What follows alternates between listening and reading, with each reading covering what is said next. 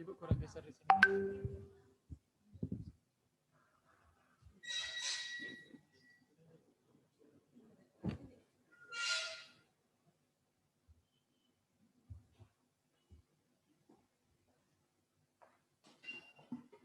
Kakak langsung atau dibuka lagi? Baik Bapak Ibu, kita masuki ke pemaparan kedua, kenaikan jabatan dari lektor kepala ke guru besar yang akan dibawakan oleh Profesor Dr. Insinyur Nur Hayati MP. Kepada Ibu kami persilahkan.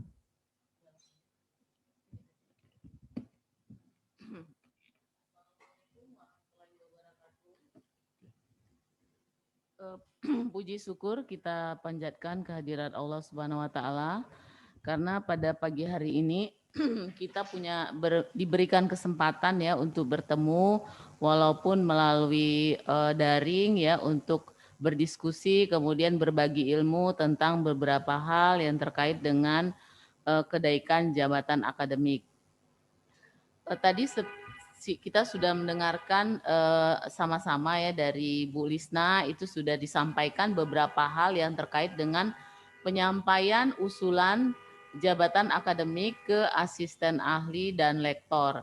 Nah, saya di sini akan menyampaikan hal-hal yang terkait dengan penyampaian jabatan akademik dari kepala dan guru besar. Nah, yang pertama saya sampaikan adalah pertama adalah sebenarnya semangat kita dulu ya Bapak Ibu, bagaimana kita ingin mencapai jabatan akademik yang lebih tinggi, itu yang pertama. Karena dengan adanya semangat dan motivasi kita yang terkait dengan untuk pribadi kita sendiri maupun untuk institusi, itu akan mengantarkan kita kepada beberapa kegiatan yang bisa mengumpulkan angka kredit untuk kenaikan pangkat baik ke lektor kepala dan guru besar. Jadi pertama semangatnya dulu Bapak Ibu. Jadi walaupun kita ini nggak ketemu langsung, saya memberikan semangat ya kepada Bapak Ibu, bagaimana kita tuh semangatnya untuk mencapai jabatan akademik yang lebih tinggi. Karena ini memang terus terang ya, kita juga terkait dengan income kita ya sebagai dosen. Itu terutama harus juga menjadi motivasi bagi kita semua ya.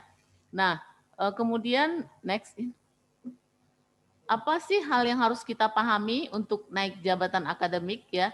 Jadi baik tadi lektor kepala, guru besar itu adalah hal-hal yang harus kita perhatikan. Pertama adalah adanya syarat utama ya, syarat utama.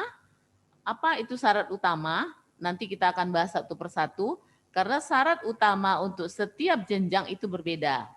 Ya, jadi untuk lektor kepala, untuk guru besar itu ada perbedaan-perbedaan yang mendasar ya untuk bisa kita mengajukan jabatan akademik itu. Kemudian yang kedua tentu jumlah angka kredit. Ya, berapa jumlah angka kredit yang kita butuhkan? Juga itu tergantung pada kondisi awal kita sekarang posisinya di mana. Kemudian yang ketiga adalah dari mana kita peroleh sumber angka kredit itu. Jadi setelah kita mengetahui berapa angka kredit yang akan kita butuhkan, kemudian sumber-sumbernya dari mana, kemudian selain jumlah angka kredit tadi, contoh misalnya tadi juga sudah disampaikan Bu Lisna, kita misalnya butuh angka kredit 100 ya. Tetapi kecukupan angka kredit itu saja tidak cukup karena untuk setiap tahap kenaikan jabatan akademik itu ada yang disebut dengan syarat khusus ya. Syarat khusus atau jurnal kunci. Jadi walaupun angka kredit kita itu sudah terpenuhi, misalnya butuh 200 sudah terpenuhi, tetapi kalau syarat khusus ini tidak ada, itu tidak juga dikatakan memenuhi syarat. Kemudian yang kelima adalah bagaimana proses pengusulan atau SOP-nya. Jadi memang ada perbedaan yang sangat mendasar ya antara pengusulan asisten ahli dan lektor dengan lektor kepala dan guru besar ya. Jadi khusus untuk asisten ahli dan lektor itu cukup kita mengajukan melalui universitas, kemudian universitas melalui Sipaten ya, yang dibantu oleh tim teknis di lembaga perencanaan yaitu Anggi dan Dedi, itu nanti dimasukkan ke dalam Sipaten dan diperiksa oleh tim LLDikti. Hanya sampai di situ, sampai penerbitan SK. Tetapi untuk lektor kepala dan guru besar tidak hanya sampai di sana. Nanti akan saya sampaikan bagaimana proses ya atau alur kerja dari pengusulan dari jabatan akademik lektor kepala dan guru besar. Next in. Nah, eh, syarat utama ya untuk lektor kepala. Pertama, harus memiliki sertifikat pendidik. Jadi walaupun sudah 10 tahun, sudah ada ijazah S3, sudah lektor, tapi kalau belum memiliki sertifikat pendidik itu tidak bisa untuk diajukan ke jenjang lektor kepala ya. Itu sama juga untuk guru besar. Jadi ada pengalaman teman kita ya di UISU juga mau mengajukan guru besar, tapi ternyata karena belum mempunyai sertifikat pendidik harus ditunda selama 1 tahun. Walaupun Scopus banyak, walaupun semua jurnal kita sudah cukup, sudah punya angka kredit yang berlebih, tapi itu tidak bisa karena ini merupakan syarat utama. Kemudian minimal ya sudah 2 tahun memiliki jabatan akademik lektor. Kemudian untuk lektor kepala itu untuk ijazah S3 dan S2 itu ada perbedaan ya. Jadi bagi Bapak Ibu yang akan mengajukan jabatan ke lektor kepala, kalau mau ke lektor kepala yang memiliki ijazah S3 itu syarat kuncinya cukup jurnal terakreditasi. Tetapi kalau dia ijazah S2 harus jurnal internasional. Jadi walaupun ijazah S2 atau S3 itu sama-sama ya punya kesempatan untuk menjadi memiliki jabatan lektor kepala tetapi dengan syarat kunci yang berbeda. Next. Nah, untuk syarat utama guru besar apa? Yang pertama tentu harus ada ijazah S3 atau bergelar doktor. Kemudian yang kedua memiliki sertifikat pendidik ya. Nah, seperti saya sampaikan tadi, walaupun Scopus kita udah ada 10, tapi kalau kita tidak punya sertifikat pendidik, tidak bisa masuk ke dalam sistem pengusulan guru besar. Kenapa? Karena nomor dari sertifikat pendidik itu adalah kunci kita untuk masuk ke dalam sistem. Kemudian 10 tahun menjadi dosen tetap ya. Ya, jadi baik dosen tetap yayasan, dosen tetap Kopertis, LL Dikti itu semua mempunyai hak yang sama. Yang penting kita mempunyai SK ya yang sudah 10 tahun menjadi dosen tetap. Kemudian sudah 2 tahun memiliki jabatan akademik lektor kepala. Pada saat diusulkan, jadi kalau misalnya Bapak Ibu sekarang baru 1,5 tahun ya di lektor kepala, tapi udah punya semua syarat yang cukup, udah punya sertifikat pendidik, udah 10 tahun menjadi dosen tetap, itu bisa kita proses dulu, kita proses, tetapi nanti 2 tahun baru bisa diusulkan. Jadi kata-kata diusulkan di sini kita garis bawahi adalah pengusulan itu adalah setelah masuk ke dalam sistem di LL Dikti. Ya, nanti saya jelaskan lebih lanjut mengenai proses. Kemudian yang berikutnya setelah tamat S3 dokter itu 3 tahun baru bisa mengajukan kesepakatan akademik untuk guru besar. Jadi kalau masih 2 tahun ya belum bisa, kumpulin dulu ya 2,5 tahun kita kumpulin dulu. Nanti setelah 3 tahun baru bisa. Kecuali mempunyai ya jurnal-jurnal yang sangat tinggi ininya, misalnya Q1. Nah, itu mungkin ada dispensasi atau keistimewaan ya, tetapi secara umum memang itu 3 tahun setelah taman S3 baru kita proses. Kemudian untuk jurnal kunci atau syarat khusus ya harus ada satu minimal ya, minimal Scopus dengan SJR 0,15. Jadi tidak tergantung dia mau Q berapa. Mau Q3 juga boleh, Q2. Yang penting mempunyai jurnal tersebut mempunyai nilai SJR 0,15. Dari mana kita tahu nilai SJR? Kita bisa buka jurnalnya, kita melihat ke home dan indexing. Di sana bisa kita lihat jurnal itu memiliki berapa SJR-nya. Kita bisa telusuri dari Scopus ataupun melalui WOS ya, itu minimal 0,05. Jadi Bapak Ibu kalau sekarang udah memenuhi syarat semua nih 1 sampai 5, lihat jurnal kuncinya. Apakah sudah memenuhi syarat ya? Kalau belum harus dicari dulu baru bisa kita usulkan. Ya, jadi jangan apa yang kita kerjakan itu menjadi sia-sia. Nah, jumlah angka kreditnya berapa? Tentu tergantung pada jabatan sebelumnya, ya. Karena jumlah angka kredit yang kita butuhkan itu merupakan selisih ya antara jabatan sebelumnya dengan jabatan yang akan dicapai. Next. Nah, ini tadi sumber angka kredit juga sudah dijelaskan oleh Bu Lisna ya, bahwa ada 4 kelompok ya angka kredit yang kita bisa gunakan untuk kenaikan pangkat, yaitu pendidikan, penelitian, pengabdian, dan penunjang. Namun harus diingat ya, walaupun semua ini tadi udah cukup, tapi kalau syarat-syarat kunci tadi tidak terpenuhi, itu tidak bisa diajukan. Next. Contoh ya, misalnya Bapak Ibu sekarang berada di lektor 3C ya dengan angka kreditnya 200. Kemudian ingin ke lektor kepala 400 misalnya. Berarti yang dibutuhkan angka kreditnya adalah selisih dari lektor kepala 4A 400 dikurang ke lektor 200 sehingga dibutuhkan 200 angka kredit. Nah, sumbernya dari mana? Next. Sumbernya adalah dari pengajaran minimal ya, minimal 40% dari selisih tadi. Jadi tadi kebutuhan angka kreditnya adalah 200, 40% dari 280 harus kita kumpulkan dari kum pengajaran. Nah, kum pengajaran yang mana saja? Tadi sudah dijelaskan secara rinci oleh Bu Lisna ya, pengajaran itu adalah yang terkait dengan kegiatan kita, mulai dari mengajar, membimbing, kemudian membuat buku ajar, itu termasuk semuanya. Kemudian yang untuk B ya, kum B atau penelitian juga minimal ya. Jadi Bapak Ibu di sini ingat kata minimal. Minimal artinya apa? Artinya kalau lebih itu lebih bagus. Dan memang sebaiknya saya sarankan bahwasanya minimal 40% ini yang angka 80 ini sebenarnya masih sangat riskan ya. Jadi kita harus tambahkan paling tidak 25% dari kebutuhan minimal. Jadi kalau misalnya di sini minimalnya 80, kita ajukan 100 angka kredit ya. Nah, seperti itu.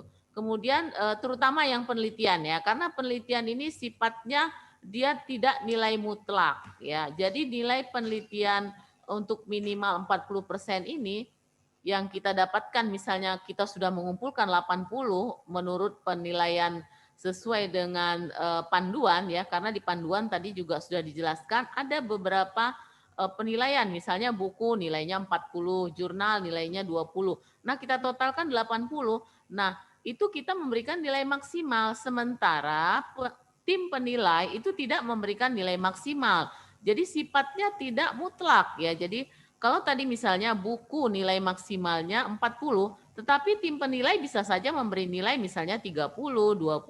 Makanya saya sarankan untuk kum penelitian ini yang B itu kita harus siapkan ya minimal 25% dari kebutuhan angka kredit sebagai tambahannya ya. Jadi kalau di sini dibutuhkan 80, kita siapkan 100 angka kredit. Tapi kalau untuk yang lain ya pendidikan dan pengajaran, kemudian penunjang juga pengabdian itu nilainya sudah nilai baku ya. Contoh tadi kalau kita mengajar 1 SKS diberi nilai 1 ya. Kemudian misalnya buku ajar ya ataupun membimbing ya itu nilainya sudah baku. Jadi kita tidak khawatir dengan kekurangan kum.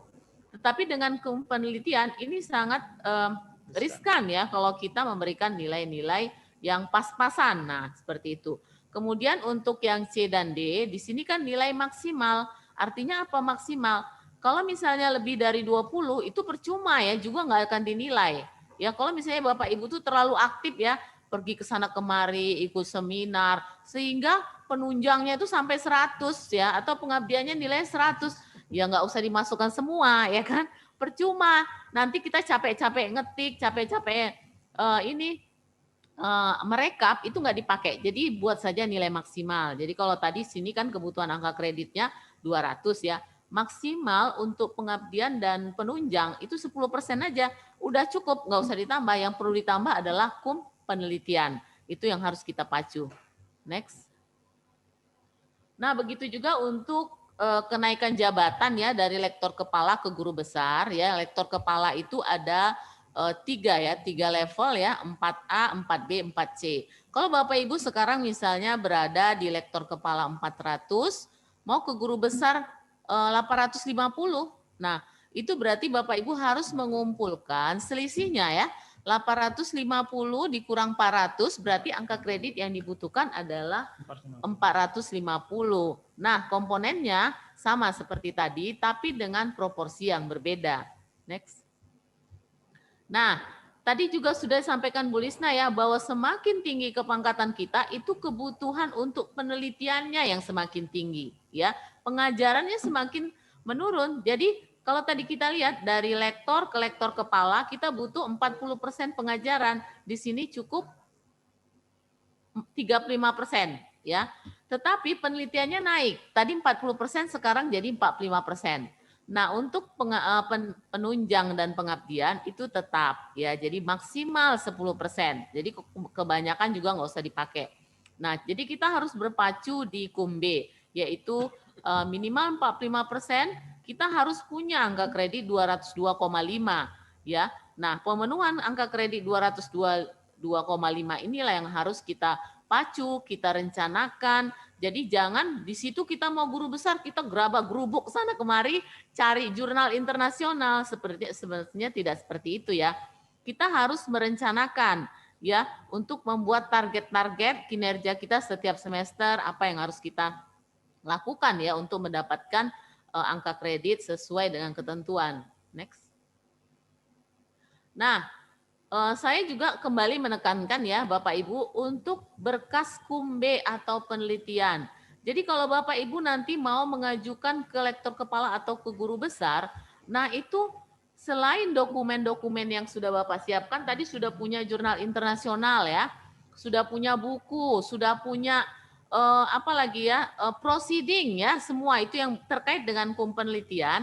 Nah itu tidak bisa seperti dulu ya, seperti zaman saya dulu ya, waktu saya guru besar tahun 2010, itu nggak ada yang namanya URL, itu nggak ada ya.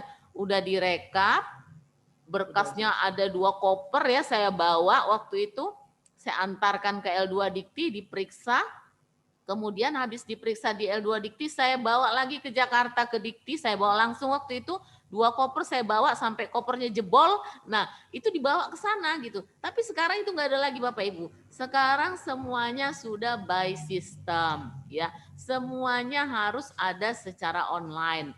Jadi kalau Bapak Ibu tidak bisa menunjukkan dokumen Bapak Ibu secara online yang di penelitian, nah itu tidak akan diperiksa. Mau 100 pun Scopus kita, tapi kalau tidak ada secara online itu tidak akan diperiksa oleh tim. Ya, bukan hanya sampai di situ Bapak Ibu. Selain URL jurnal ya, kita menerbitkan jurnal ada URL-nya. Nah, selain itu dokumen dari jurnal kita itu sendiri harus kita scan juga, kita upload lagi di URL. Kemudian selain itu ada lagi namanya peer review. Apa itu peer review? Nanti akan saya jelaskan. Jadi di sini Bapak Ibu harus menyiapkan 4 hal ya yang terkait dengan penelitian. URL jurnalnya harus jelas. Dokumen jurnalnya itu sendiri kita scan, kita masukkan lagi ke URL. Kemudian setiap artikel ya, setiap satu artikel itu memiliki 2 analisis oleh tim ahli yang disebut dengan peer review. Nah, siapa peer review ini? Orang yang ahli di bidangnya. Nanti akan saya berikan contohnya. Kemudian satu lagi URL Turnitin. Turnitin itu apa? Turnitin ataupun plagiarisme. Jadi memang banyak ya cek plagiat yang digunakan, tetapi yang diakui oleh Dikti adalah Turnitin. Nah, khusus untuk penelitian inilah yang harus Bapak Ibu siapkan. Nah, siapa yang mengerjakan ini semua? Nah, itu kita tidak terlepas dari tim, ya. Next dulu, next. Nah, yang tadi. Ah, ini. Jadi khusus untuk penelitian ya, URL jurnal. Oh, yang satu lagi, bukan ini. Sesudahnya satu lagi. Ah, jadi mungkin saya di sini ingin menekankan bagaimana pentingnya ya tim teknis yang berada di universitas ya itu untuk menangani berkas Bapak Ibu ya. Jadi kalau tadi Bapak Ibu nih udah punya berkas ya pengajaran, penelitian, pengabdian, penunjang ya. Pengajaran, penunjang dan pengabdian itu hanya sampai LL Dikti Bapak Ibu ya. Jadi angka kreditnya dinilai nanti dimasukkan ke dalam sistem. Berkas-berkasnya itu hanya sampai di situ, tidak dikirim ke Dikti. Hanya nilainya yang dikirim, yang akan dinilai oleh tim dari LL Dikti. Tapi untuk data-data seperti untuk seluruh data penelitian yang terkait dengan KUMB itu harus diupload di web universitas ya. Apa termasuk tadi saya katakan ada peer review, kemudian Turnitin, dokumen jurnal, URL jurnal ya. Jadi ini bekerja tim universitas tidak hanya pada saat Bapak Ibu memasukkan data, ya tidak. Pada saat data itu dimasukkan sudah oke ya, dikirim ke LL Dikti, di sana dimasukkan ke URL ya, ke sistem LL Dikti ya yang di nomor 2. Kemudian setelah divalidasi oleh LL Dikti baru dikirim ke Dikti, di Dikti divalidasi. Jadi pekerjaan yang terkait dengan sistem. Nah, ini harus kita perhatikan. Jadi sekali lagi saya katakan, walaupun 10 Scopus kita, tapi kalau proses ini tidak dijalankan dengan baik, itu berkas kita tidak akan dinilai. Ya, jadi peranannya itu masing-masing sudah ada di tingkat universitas, datanya akan diupload, kemudian setelah kita cek sudah oke semua, baru dikirim ke LL Dikti. Oleh LL Dikti itu dimasukkan ke dalam URL ke sistem, ya. Jadi di sini saya tekankan bahwasanya yang dikatakan Bapak Ibu sudah mengusul, dikatakan mengusul ke lektor kepala atau ke guru besar, itu kalau sudah masuk ke sistem di Dikti. Jadi kalau masih proses di universitas, di LL Dikti, itu belum termasuk ke dalam waktu pengusulan ya. Itu masih proses. Jadi pengusulan pada saat kita sudah masuk ke sistem. Kemudian yang ketiga, di Dikti nanti setelah dimasukkan ke sistem baru divalidasi, setelah selesai divalidasi baru bisa diperiksa oleh tim PAK pusat. Jadi untuk masuk ke dalam pemeriksaan tim PAK pusat itu banyak proses yang harus kita lalui. Ke belakang tadi. Enggak, sebelum yang tadi sebelum. Nah, jadi saya lebih memberikan ya arahan ya kepada Bapak Ibu secara teknis ya bagaimana proses atau SOP pengusulan dari berkas untuk guru besar dan rektor kepala. Yang pertama tadi berkas yang terkait dengan angka kredit ya, ada kelompok A, B, C dan D itu direkap ya sesuai dengan format edaran Dikti. Ya, angka-angka kreditnya berapa? Tadi sudah juga disampaikan Bu Lisna, nanti kalau memang ada waktu saya sampaikan juga sekilas. Ya, jadi semua berkas yang terkait dengan sumber ya, sumber angka kredit itu direkap. Sudah ada formatnya, sudah ada kolom-kolomnya, kita tinggal mengisi. Jadi udah ada panduannya. Misalnya untuk ngajar berapa SKS, berapa nilainya, itu udah ada panduannya. Jadi kita nggak usah bingung lagi. Ada di panduan, tinggal kita isikan. Kemudian berkas Bapak Ibu itu diusulkan ya, ada surat pengantarnya dari dekan ya ke rektor, dikirim ke rektor berkasnya dan bersama surat pengantar. Kemudian rektor menyerahkan berkas Bapak Ibu ke tim PAK universitas untuk dinilai. Jadi kami melakukan rapat ya Bapak Ibu minimal itu 2 bulan sekali ya minimal itu merapatkan berkas-berkas Bapak Ibu ya. Baik yang asisten ahli, lektor juga yang ke guru besar itu masuk ke dalam tim PAK. Di sini kita nilai. Nah, mungkin nanti di dalam penilaian ini masih ada yang kurang, itu berkas kami kembalikan dulu untuk dilengkapi. Nah, setelah dilengkapi dan disetujui oleh tim PAK, setelah lolos ya, kemudian dibawa ke dalam rapat senat. Ke dalam rapat senat untuk apa? Untuk mendapatkan pertimbangan senat yang terkait dengan integritas pengusul. Jadi sangat berbeda Bapak Ibu dengan yang asisten ahli dan lektor, itu tidak ada di rapat senat ya, tidak kita adakan, memang tidak diminta ya oleh Dikti untuk adanya surat pertimbangan senat. Jadi khusus ya lektor kepala ini merupakan salah satu syarat dari 18 poin ya, juga nanti akan saya sampaikan. Nah, di sini di rapat senat nanti setelah disetujui, kemudian surat pengantar bersama dokumen itu dikirim ke LL Dikti. Nah, sampai di LL Dikti, ini lagi nanti dinilai lagi Bapak Ibu.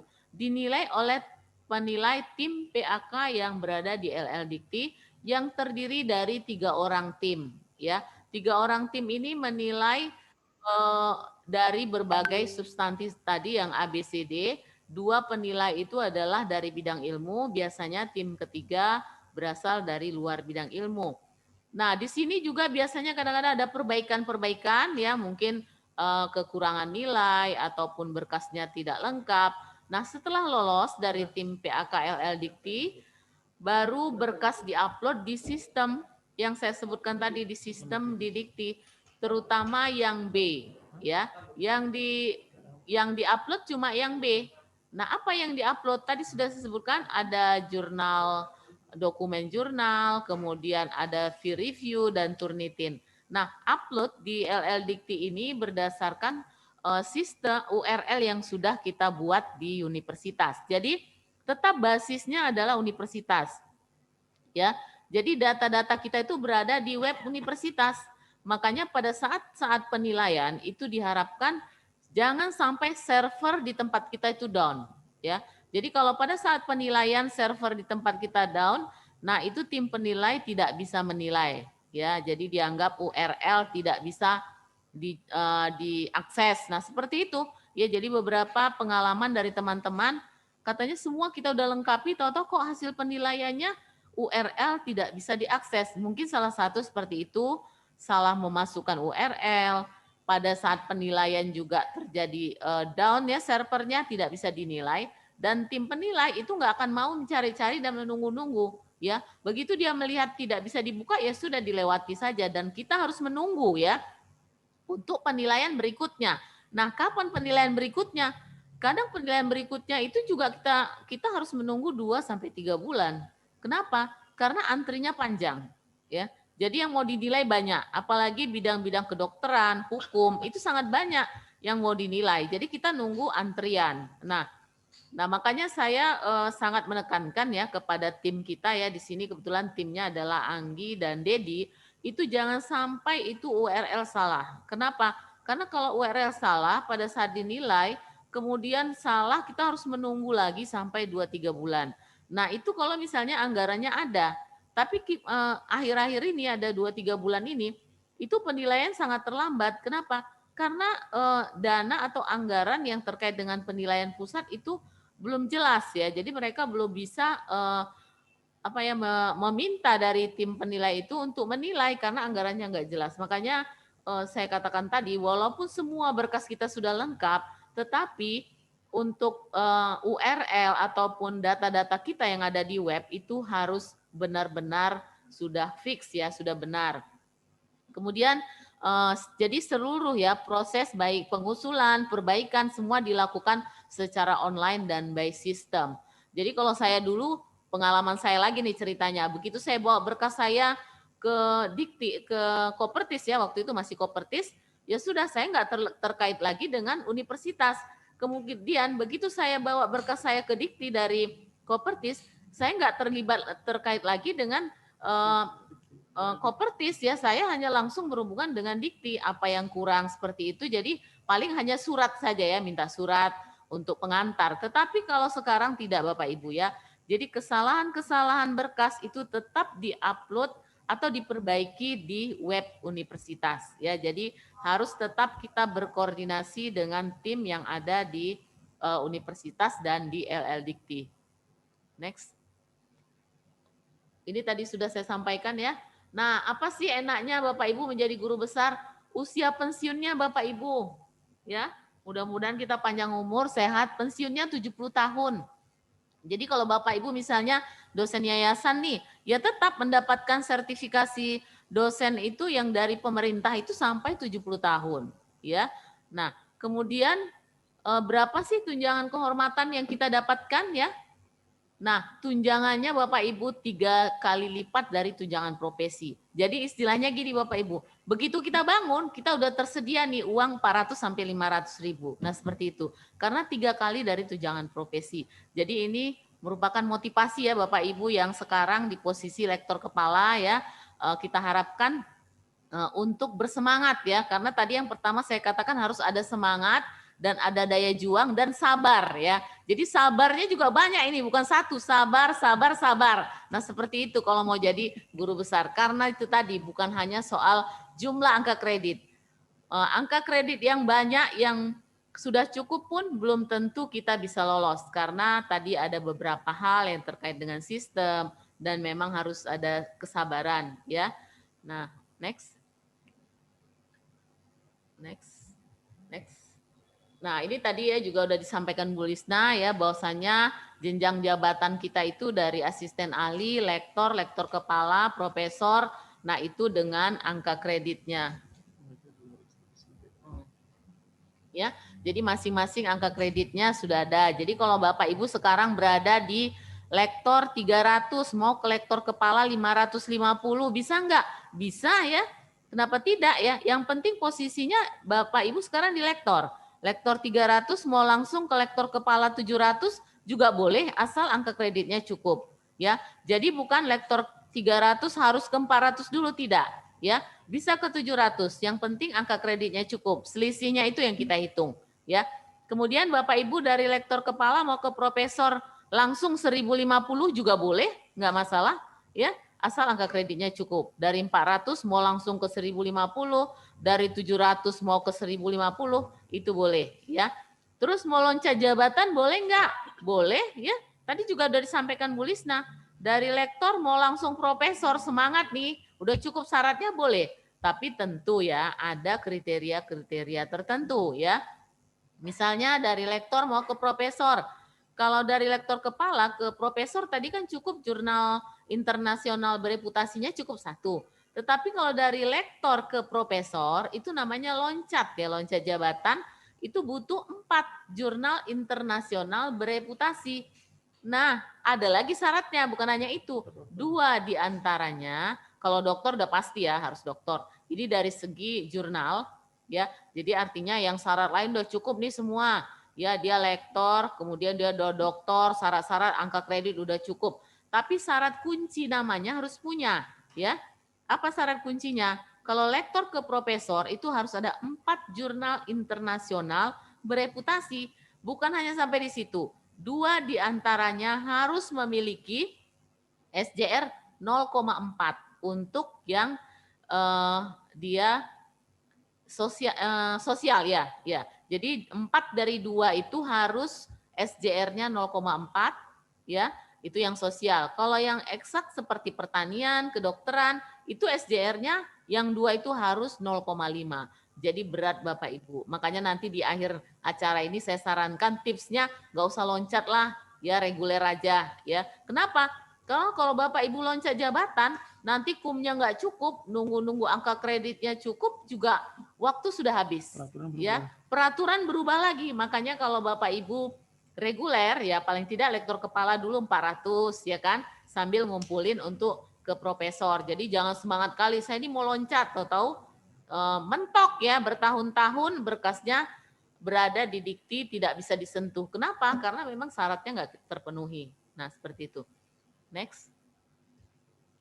Nah, ini juga sudah disampaikan tadi ya bahwasanya ada reguler ya. Reguler itu artinya dari asisten ahli ke lektor, lektor ke lektor kepala ke guru besar. Kalau yang loncat dari asisten ahli bisa nggak ke lektor kepala? Bisa ya. Atau tadi dari lektor kepala ke guru besar, tapi tentu dengan syarat-syarat yang lebih berat ya. Jadi saya katakan lebih berat kenapa? Karena berdasarkan pengalaman teman-teman selama ini, itu akhirnya mentok ya, mentok dan waktu habis, jurnalnya juga belum ketemu yang si SJR 0,4 tadi. Nah, karena itu harus Q1 atau Q2. Nah, itu berat ya. Kecuali memang mungkin punya kapasitas yang luar biasa ya. Bukan berarti saya melemahkan semangat teman-teman yang mau loncat ya, tapi kalau memang ada semangat seperti itu, ya berjuang ya gitu, seperti itu. Kemudian ada lagi kita kenaikan pangkat dalam jabatan yang sama. Nah, contohnya tadi dia udah lektor 200 nih mau ke 300. Itu namanya naik pangkat tapi jabatannya sama ya. Kemudian lektor kepala tadi saya udah 400 nih, mau ke 550 atau mau ke 700. Nah, itu namanya naik pangkat tapi jabatan yang sama. Nah, mungkin di antara teman-teman ya Bapak Ibu ada yang sekarang posisinya sudah di lektor kepala 400. Tapi mau ke guru besar tuh belum ada nih jurnal internasional yang bereputasinya. Nah, saya sarankan cukup ke lektor kepala 700 saja dulu. Ya, karena syaratnya tentu lebih ringan. Ya, nanti kita lihat ada tabelnya. Nah, kalau Bapak Ibu nanti dari 400 ke 700 sudah dapat, sudah aman di 700, baru nanti bergegas lagi nih ke guru besar, cuma butuh 150 angka kredit, satu jurnal internasional bereputasi. Jadi tidak terlalu berat Bapak Ibu. Makanya kalau loncatnya terlalu jauh, itu berat ya. Jadi makanya saya sarankan coba ya Bapak Ibu yang sekarang sudah di lektor kepala 400, tidak usahlah dulu ke guru besar misalnya karena belum ada bereputasinya, ya cukup ke 700. Jadi nanti kalau mau ke guru besar tinggal melangkah sedikit saja ya. Oke, next. Ini next tadi udah, ini dari Bu Lisna. Next. Ini lektor kepala ya. Oke. Nah, walaupun tadi sudah disampaikan Bu Lisna, saya memberikan secara ringkas lagi ya trik-triknya ya. Lektor ke lektor kepala ya. Jadi tadi bisa dari 200 lektor atau 300 bisa ke lektor kepala. Yang penting sudah 2 tahun di lektor dan angka kredit tadi sudah cukup, dan satu lagi kunci ya. Kunci itu berbeda, kalau dia punya ijazah doktor dia cukup jurnal terakreditasi, tapi kalau ijazah S2 cuma magister bisa di jurnal internasional. Tapi tetap ya Bapak Ibu ingat penulis pertama ya. Penulis pertama sebagai jurnal kunci atau syarat khusus. Tapi kalau jurnal-jurnal yang tambahan boleh ya. Bapak Ibu mau penulis kedua, mau penulis ketiga itu nggak masalah. Mau bukunya yang namanya ketiga boleh. Tapi untuk jurnal kunci harus sebagai penulis pertama ya, dan harus sudah lulus sertifikasi dosen. Next. Kemudian dari lektor kepala tadi ke guru besar ya, harus sudah 10 tahun ya menjadi dosen tetap, kemudian sudah memiliki ijazah S3 dan 3 tahun memiliki ijazah S3 dan 2 tahun menduduki jabatan lektor kepala. Next.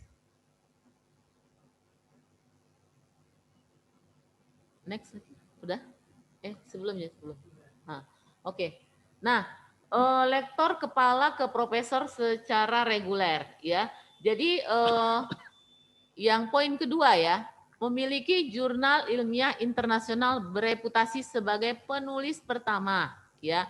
Apakah boleh menulis sendiri? Boleh juga, tetapi biasanya walaupun menulis sendiri itu nanti dinilainya tetap menjadi tim ya. Jadi penulis pertama itu dia dinilai 60%. Jadi kalau misalnya Scopus itu terindeks Scopus SJR-nya di atas 0,15 itu maksimal ya. Jadi saya katakan di sini nilai maksimal dari jurnal itu 40. Nah, penulis pertama itu mendapat 60% atau 24, tapi itu maksimal. Jadi tergantung kepada tim penilai karena penilai itu tidak hanya menilai jurnalnya, tapi juga menilai ke dalam isi dari jurnal itu. Bisa saja isinya tidak ini ya, ada juga substansinya kurang pas seperti itu ya. Makanya sangat subjektif yang namanya penilaian KUMB. Next. Nah, kemudian untuk yang ke guru besar, ini ada lagi syarat tambahan ya banyak. Tadi ada syarat khususnya tuh jadi kunci jurnal kunci harus Scopus. Nah, ada lagi tambahan, apalagi ini peraturan baru. Kalau tahun lalu ini Bu Dahlena dan teman-teman yang lain tuh ngusul itu belum kena peraturan baru. Tapi yang terakhir ini Pak Marjuki ya yang kami usulkan itu sudah kena peraturan baru. Harus ada mendapatkan hibah penelitian itu akumulasi 100 juta. Jadi akumulasi itu artinya bisa 50 juta atau beberapa kali dapat. Dari siapa? Bisa dari perguruan tinggi sendiri boleh atau lembaga-lembaga lain, mungkin pernah dapat hibah dikti atau dari pemerintahan, itu boleh. Tapi ini harus ada. Ya, jadi di dalam pengusulan kalau ini tidak ada, ini tidak bisa divalidasi. Atau kalau misalnya nggak ada hibah, bisa juga kalau pernah membimbing atau menguji di program S3, itu bisa dijadikan syarat tambahan. Jadi sekali lagi Bapak Ibu, semua berkas-berkas ini diupload secara online ya, by system. Next. Nah, ini saya katakan tadi ya, loncat jabatan lektor, ini enggak, ini yang reguler ya. Harus ada jurnal internasional bereputasi penulis pertama. Oke, next. Nah, ini yang loncat jabatan, next. Nah, ya semua syarat dilengkapi ijazah semua dan harus ada 2 ya, internasional bereputasi. Kalau dari asisten ahli ke lektor kepala. Ya, next. Tapi kalau lektor ke profesor tadi 4 dan 2 dari 4 itu harus SDR-nya 0,4 untuk sosial, 0,5 untuk yang science. Next. Nah, ini tadi juga udah kita bahas ya, next. Nah, jadi Bapak Ibu tadi di awal juga saya sebutkan bahwasannya yang akan diupload di sistem di universitas itu ada jurnalnya, ada dokumennya, kemudian ada namanya peer review. Apa itu peer review? Peer review itu adalah penilaian dari 2 teman sejawat ya. Jadi dari 2 rekan sejawat kita menilai artikel kita. Jadi setiap artikel itu dinilai oleh 2 orang yang sebidang ilmu dan tentu kepangkatannya lebih tinggi dari kita gitu. Jadi kalau mau lektor kepala ya minimal yang menilai itu lektor kepala yang sudah 4A. Nah, kalau yang mau ke guru besar yang menilai harus guru besar ya. Next. Nah, ini tabel ya, tadi juga sebenarnya udah dijelaskan Bu Lisna, tapi saya tekankan sekali lagi ya. Kita lihat fokus ke yang lektor kepala magister, lektor kepala doktor dan profesor. Jadi untuk ya lektor kepala magister ya itu wajib jurnal internasional ya untuk mengusul ke lektor kepala dari lektor yang masih S2 wajib ya jurnal internasional. Kemudian yang lektor kepala doktor wajib jurnal terakreditasi. Tapi kalau bisa misalnya jurnal internasional bereputasi ya lebih bagus ya. Terus punya jurnal internasional ya lebih bagus karena levelnya lebih tinggi. Jadi minimal ya, ini batas minimalnya untuk tadi doktor di jurnal nasional terakreditasi. Tapi kalau dia punya lebih dari itu ya lebih bagus ya. Jadi yang wajib ini adalah minimal maksudnya. Oke. Next. Next in. Nah, ini tadi dalam jabatan, oh enggak, sebelumnya ini, sebelumnya. Nah, ini dalam jabatan yang sama. Tadi misalnya Bapak Ibu dari lektor kepala 400, mau ke 550 atau ke 700. Kalau mau ke guru besar, nanti masih belum cukup nih. Nah, itu lebih ringan ya dari lektor kepala 400, misalnya mau ke 550. Cukup jurnal nasional. Ya. Nah, misalnya yang magister juga sama ya, lektor kepala baik magister maupun doktor kalau hanya dari 400 ke 550 itu hanya jurnal nasional. Makanya tadi saya sarankan Bapak Ibu yang sekarang posisinya di 400 itu kalau mau ke guru besar 850 belum ada syarat kuncinya, ya udah ke 700 saja dulu ya. Jadi nanti perjalanannya dari 700 ke 850 itu sudah tidak terlalu berat ya. Jadi itu pengalaman dari Prof. Hasrita ya. Waktu itu dia sudah di LK 700. Jadi tidak terlalu berat. Cukup 1 jurnal sudah lolos sebagai guru besar. Ya. Next. Nah, ini tadi juga sudah ya. Kalau loncat lebih berat ya, 4 bereputasi sebagai penulis pertama ya. Next. Next ini udah. Udah ini. Nah, ini juga sudah saya sampaikan tadi bahwasanya untuk lektor kepala pendidikan minimal 40%, penelitian 40%, pengabdian 10, penunjang 10. Oke, terus. Jadi untuk guru besar ya pendidikannya lebih minimal 35%, kalau lebih juga nggak masalah, tapi itu minimal. Kemudian penelitiannya 45%. Oke, terus. Oke, ini udah. Next. Ya. Udah, terus. Ini udah disampaikan tadi. Sebelum ini. Nah, ini ya Bapak Ibu ya, kekurangan angka kredit ya. Kalau misalnya tadi mau ke 4 dari 3D ke 4A, ke lektor kepala ini nanti bisa dihitung ya dari selisih angka kreditnya. Terus ya, next ini udah disampaikan sama Bu Lisna. Nah, ini juga tadi udah disampaikan oleh Bu Lisna ya Bapak Ibu. Jadi yang terkait dengan pendidikan dan pengajaran, ini sebenarnya sudah kita laksanakan sehari-hari ya. Membimbing seminar, KKN, membimbing tesis yang ada S2-nya, pembimbing kedua itu sudah kita laksanakan semua. Next. Jadi tinggal Bapak Ibu merekap ya data-data ini ke dalam Dupak namanya. Jadi sebagai pembimbing utama, pembimbing dua, kemudian sebagai ketua penguji ya, itu semua sudah kita lakukan sehari-hari dan saya yakin ya Bapak Ibu untuk angka kredit A ini tidak akan kekurangan ya. Membina mahasiswa, kemudian membuat buku ajar. Nah, mungkin saya menekankan di sini ya cobain di nomor 17 next. Nah. Udah situ aja. Di poin 19 ya Bapak Ibu ada buku ajar. Nah, di sini buku ajar angka kreditnya 20. Kalau buku reference angka kreditnya 40. Jadi Bapak Ibu harus bisa nanti membedakan ya waktu buat buku. Jangan salah kamar. Artinya kalau Bapak Ibu buat buku ajar, itu nanti di dalam kelompok pendidikan dan pengajaran. Ya misalnya bahan ajar lah yang terkait dengan mata kuliah kita. Itu di KUM pendidikan dan pengajaran. Tapi kalau Bapak Ibu mau untuk di KUM B itu harus buku referensi, yaitu buku yang berdasarkan hasil penelitian. Ya, next. Nah, ini ya masih yang terkait dengan pendidikan dan pengajaran ya, menjadi rektor, kemudian pengembangan diri, data sharing. Nah, itu semua adalah kegiatan-kegiatan yang terkait dengan pengajaran. Nah, Bapak Ibu untuk kolektor kepala dan guru besar itu semua berkasnya nanti dibawa ke LL Dikti, tidak usah di-scan ya, itu cukup bentuk fisiknya saja. Ya, karena kalau untuk asisten ahli dan lektor itu memang perlu di-scan. Karena nanti dari tim IT kita, Anggi dan Dedi itu akan mengupload namanya di Sipaten. Ya, itu cukup sampai LL Dikti. Makanya semua harus di-scan. Asisten ahli dan lektor wajib men-scan semua berkasnya. Tetapi kalau untuk lektor kepala dan guru besar, yang di-scan itu adalah yang penelitian saja. Kalau untuk yang pendidikan dan pengajaran tidak perlu karena itu nanti akan diperiksa langsung oleh tim PAK LL Dikti secara fisik ya dinilai, tidak secara online, masih secara offline penilaiannya.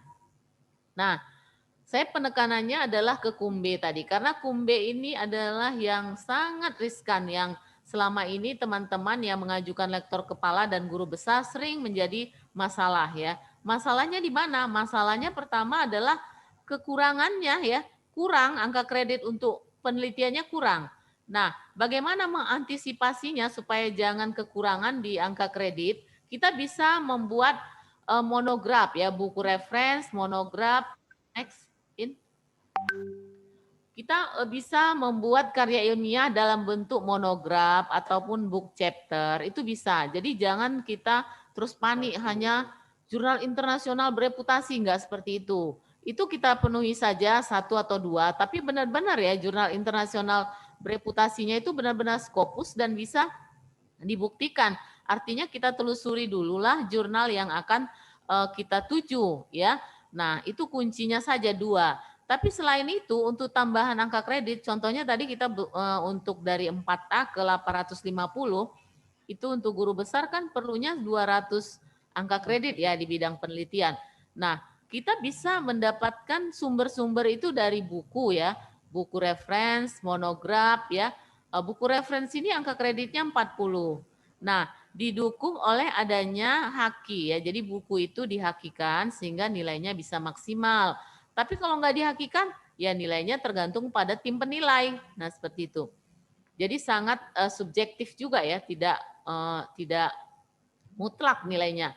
Kemudian monograf. Apa itu monograf? Monograf itu juga hasil penelitian yang kita buat buku. Misalnya Bapak Ibu ada satu topik penelitian mahasiswa ya, bisa Bapak Ibu olah tuh menjadi sebuah namanya monograf ya. Itu nilainya 20 ya.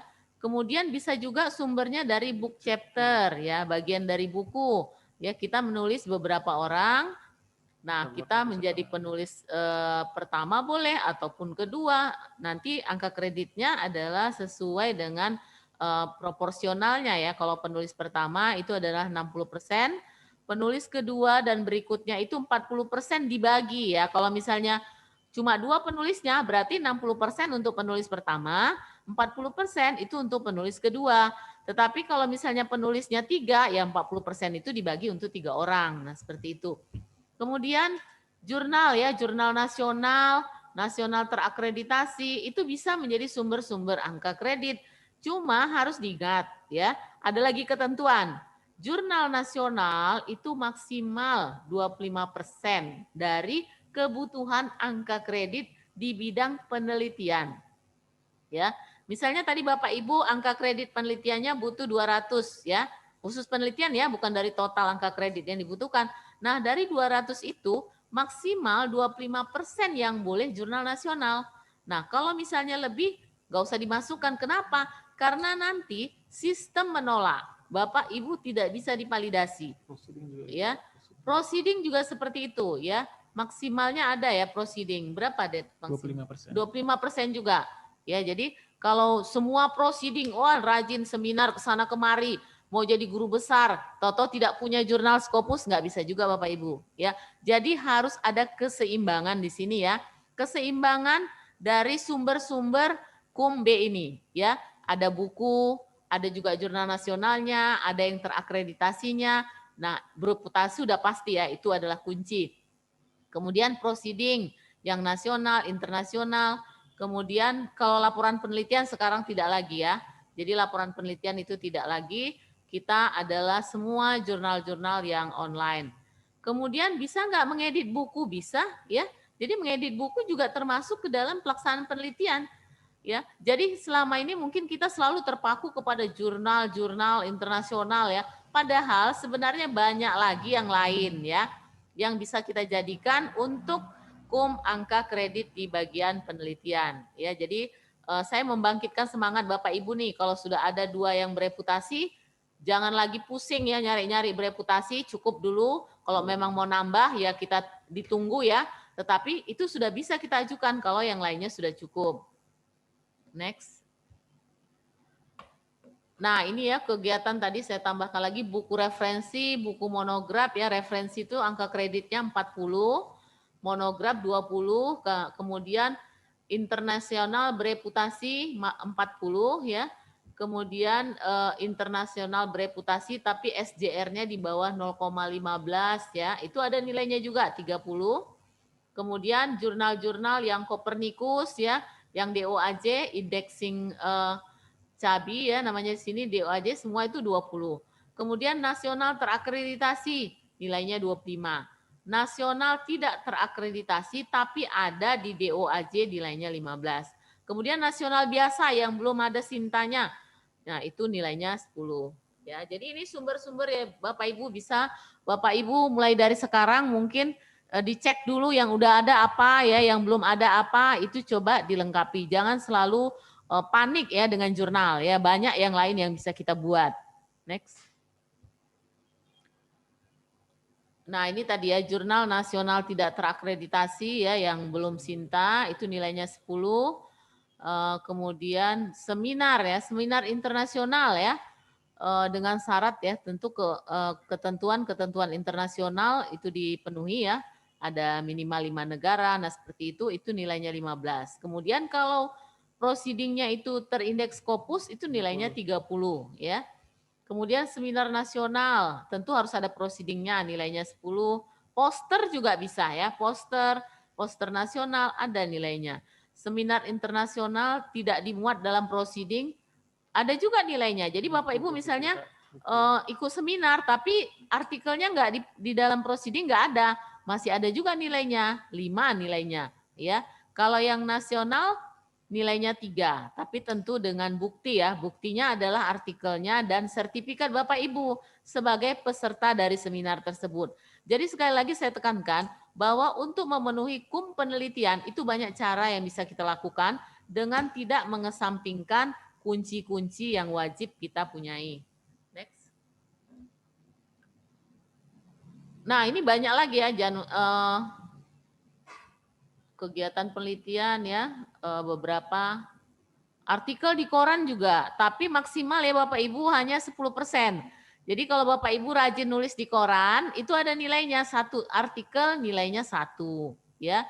Nah, Maksimal 10%. Kalau tadi kebutuhan angka kredit penelitiannya 200, berarti 20 artikel. Itu bisa. Jadi ada teman juga itu, setiap hari nulis di koran rajin, mau guru besar. Bukan itu menjadi patokan ya, tapi itu bisa ya menambah ya. Jadi ini semua bisa menjadi tambahan-tambahan angka kredit untuk kita semua, supaya jangan terlalu panik dengan adanya Skopus terus ya. Jadi yang lain banyak yang bisa kita kerjakan untuk di KUM penelitian. Ya, kemudian next ya, misalnya rancangan karya teknologi seni ya, mungkin ada yang tadi bidang sosial ya, ini tentu yang punya rancangan teknologi yang dipatenkan secara internasional, kemudian ada rancangan-rancangan seni lah, ini juga tentu untuk orang-orang sastra ya, mungkin dari sastra ya, fakultas sastra mungkin ini bisa menghasilkan sesuatu teknologi atau karya seni atau misalnya novel misalnya ya.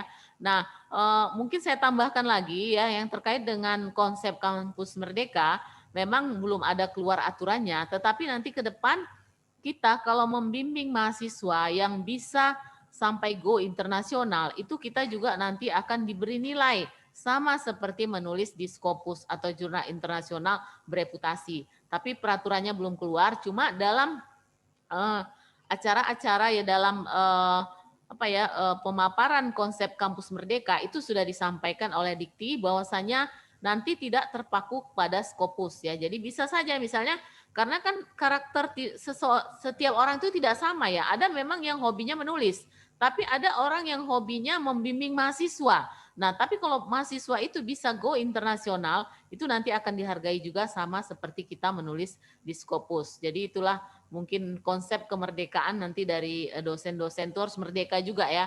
Jangan terpaku oleh si Scopus terus. Next. Nah, ini pengabdian ya. Jadi tadi satu-satu sebenarnya sudah dijelaskan oleh Bu Lisna. Apa sih yang dimaksud dengan pengabdian?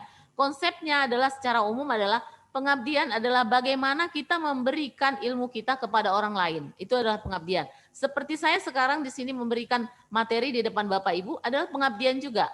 Ya, jadi pengabdian itu bukan harus kita pergi ke lapangan cari petani, kita penyuluhan, enggak. Konsepnya adalah memberikan materi ya. Apa yang bisa kita berikan kepada orang lain? Itu adalah pengabdian. Bisa di kampus, ya, bisa ke mahasiswa juga. Nah, seperti itu, ya. Next. Ya, memberikan ceramah, ya itu semua termasuk ada beberapa dan menulis juga ya. Sekarang sudah banyak jurnal-jurnal pengabdian masyarakat ya. Jadi menulis di jurnal pengabdian masyarakat itu juga bisa. Tidak harus kita pergi ke lapangan ya. Kemudian penugasan kita memberikan pelayanan kepada stakeholder ya, beberapa stakeholder. Nah, itu juga termasuk pengabdian. Itulah konsep dari pengabdian. Sedangkan konsep dari penunjang, next. Penunjang itu adalah kita yang menerima, ya, kita yang mendapatkan manfaat dari kegiatan itu, ya. Misalnya kita mengikuti seminar, ya. Nah, ataupun kita menjadi anggota di dalam pertemuan ilmiah. Nah, di situ kan kita sebagai peserta ya, bukan kita yang memberikan materi. Nah, itu dikatakan penunjang. Nah, mendapat penghargaan. Nah, saya rasa kalau untuk penunjang ini Bapak Ibu udah semua ya bisa memenuhi ya. Apalagi sekarang secara daring itu banyak sekali seminar-seminar. Ya, setiap hari ada webinar yang kita bisa ikuti. Nah, sertifikatnya itu bisa kita gunakan sebagai penunjang kegiatan akademik. Nah, jadi kita fokuskan adalah yang terkait dengan karya ilmiah ya. Jadi Bapak Ibu next in.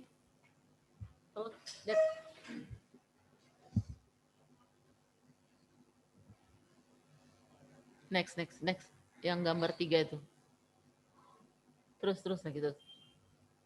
Terus.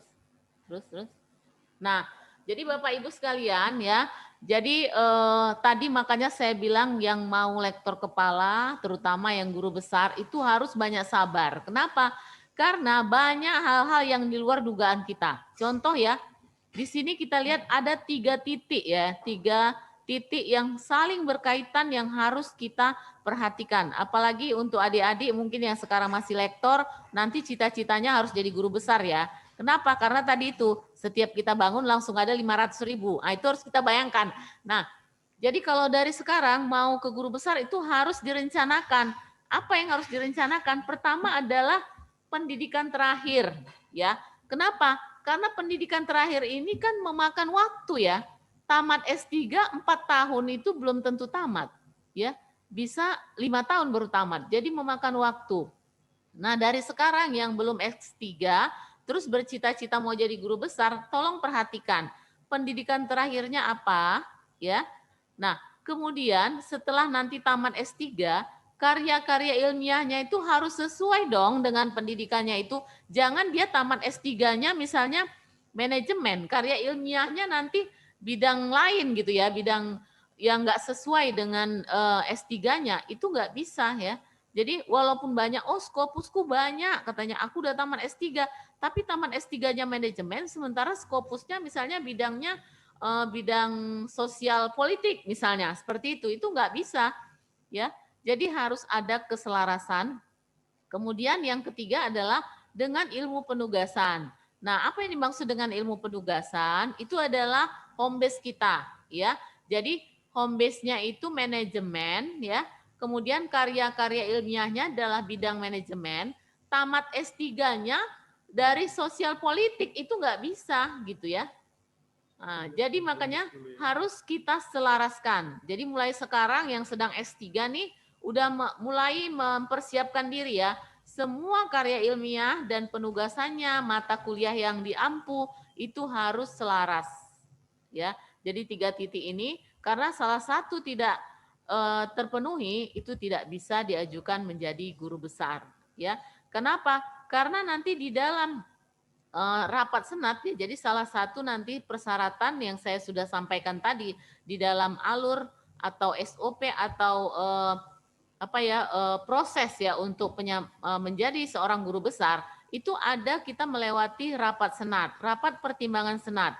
Nah, di dalam rapat pertimbangan senat itu nanti akan disampaikan bahwasanya seseorang itu guru besar bidang ilmunya apa.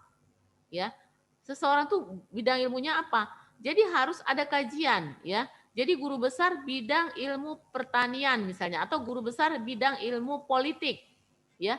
Nah, harus dilihat apakah benar S3-nya ilmu politik, apakah benar karya ilmiahnya itu ilmu politik, apakah benar dia mengajar ilmu-ilmu politik. Nah, seperti itu. Jadi kita tidak bisa sepele dengan hal ini ya. Jadi ada pengalaman baru-baru ini seperti itulah ya, penugasan tidak sama dengan karya ilmiah.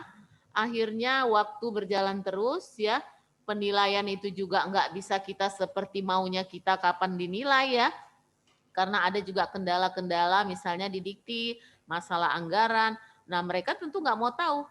Misalnya kita udah sampai di masa pensiun, 1 Januari kita pensiun, berkas kita sebenarnya udah lengkap.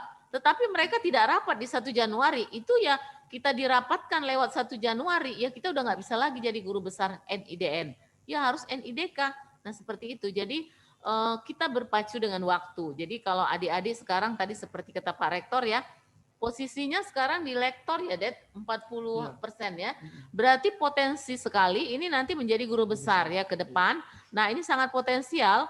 Nah, itu membangun diri lah ya. Membangun diri itu artinya mulai melihat dia mau S3-nya di mana, kemudian nanti bidang penugasan, karya ilmiah, dan home base-nya itu mata kuliahnya juga harus selaras ya.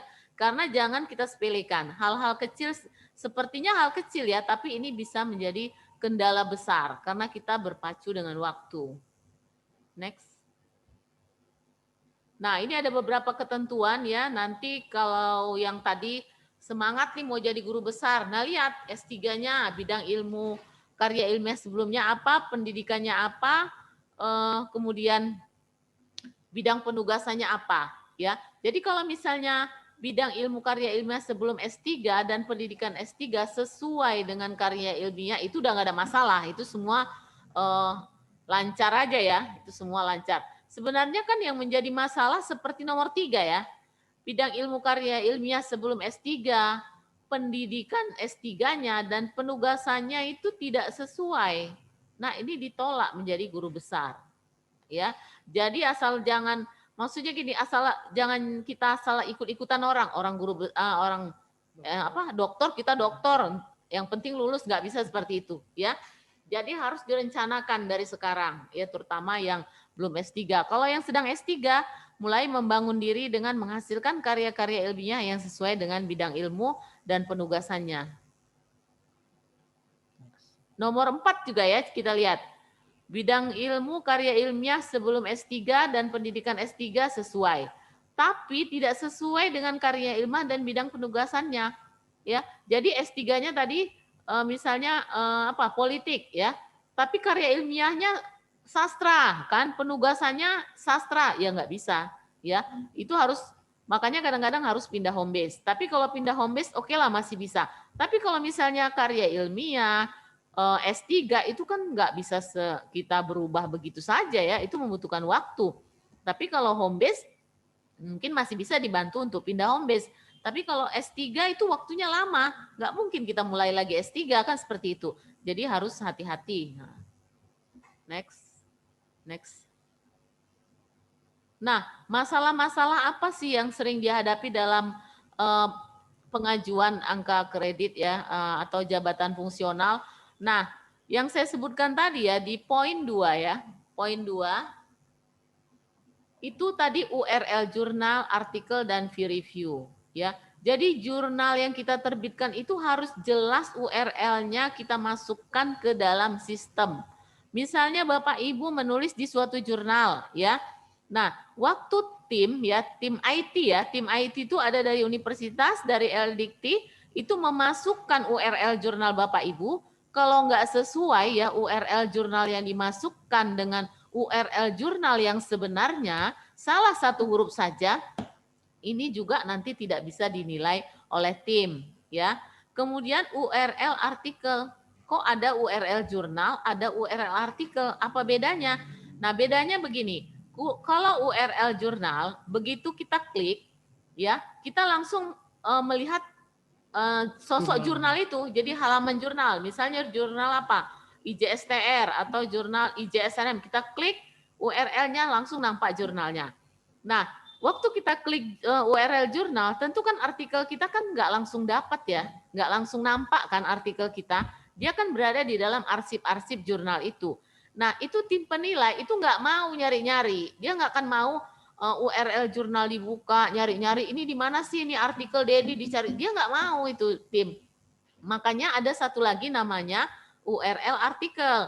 Jadi artikel kita yang sudah terbit itu dokumennya itu kita berikan lagi ke tim IT universitas untuk dimasukkan di URL universitas ya. Jadi nanti tim penilai itu membuka URL mau melihat nih artikel kita, dia nggak nyari-nyari di jurnal. Dia nggak akan mau tuh nyari di jurnal. Dia maunya begitu dia buka langsung nampak.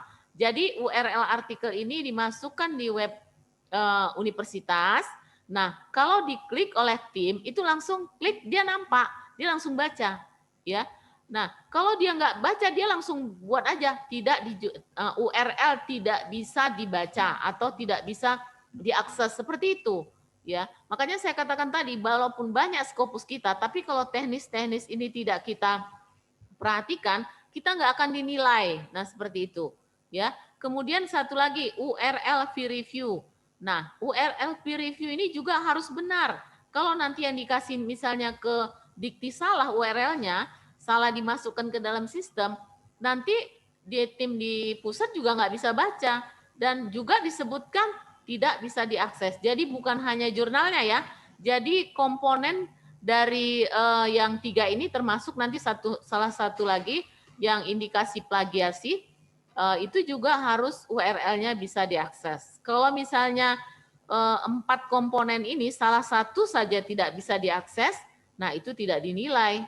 Jadi untuk satu artikel ya 4 ini harus bisa dilihat secara online dan secara cepat, bukan hanya online terus dia nyari-nyari, dia nggak mau. Dia langsung klik, dia langsung lihat. Ya, itu kendala-kendalanya dan itu sudah kita antisipasi ya. Di sini sudah ada timnya, nanti dibantu oleh Anggi dan Dedi untuk mengantisipasi masalah URL. Nah, kemudian kalau yang pertama yang terkait dengan masalah kelengkapan administrasi seperti ijazah, ya, senat, kemudian penugasan, ya, pernyataan validasi. Nah, ini juga hal-hal yang harus Bapak Ibu lengkapi nanti sebelum memasukkan berkas. Nanti ada 18 poin nanti saya tunjukkan, tapi yang pasti inilah sering permasalahan-permasalahan yang dihadapi ya di dalam penilaian angka kredit ya. Ada indikasi plagiatnya, tes kemiripannya tidak jelas ya. Kemudian terlalu tinggi juga, misalnya di atas 25% sampai 50%. Nah, itu harus ada klarifikasi. Itu kenapa kok bisa tinggi tulisan kita dengan orang lain. Nah, seperti itu. Next.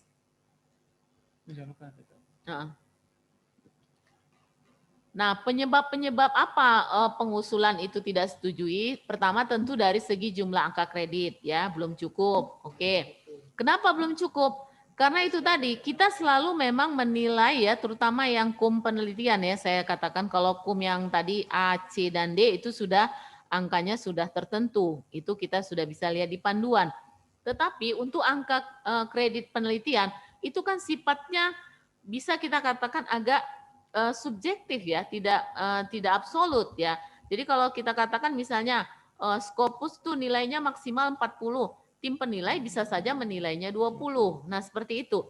Nah, akibat selisih penilaian antara tim PAK di universitas, tim PAK di LDikti dengan tim PAK pusat, itulah menyebabkan adanya kekurangan angka kredit. Makanya tadi di awal juga udah saya sebutkan, kita tuh coba ya kita spare ataupun kita siapkan ya minimal 25% dari kebutuhan angka kredit itu harus kita lebihkan. Kalau tadi kita butuh 200, kita harus siapkan 250 gitu, seperti itu. Jadi kita udah mengantisipasi untuk kekurangan angka kredit. Kemudian yang kedua masalahnya syarat khusus ya, syarat khusus atau syarat kunci. Jadi walaupun 10 jurnal internasional tapi tidak ada yang kunci, itu juga tidak bisa disetujui ya. Kemudian ditemukan karya ilmiah yang kategori plagiasi. Nah, ini Bapak Ibu jangan sepele ya. Sepertinya cuma cek Turnitin kok tinggi, ini bisa menjadi masalah. Kenapa? Pengalaman saya sebagai tim PAK di LLDikti pernah ada kasus ya. Tim plagiasinya itu 65% ya. Itu dapat surat dari Dikti ya menyatakan ini harus dilakukan pembinaan ya. Jadi pembinaannya sih bukan memang dihukum enggak, tapi pembinaannya itu adalah kita minta dia klarifikasi kenapa tinggi.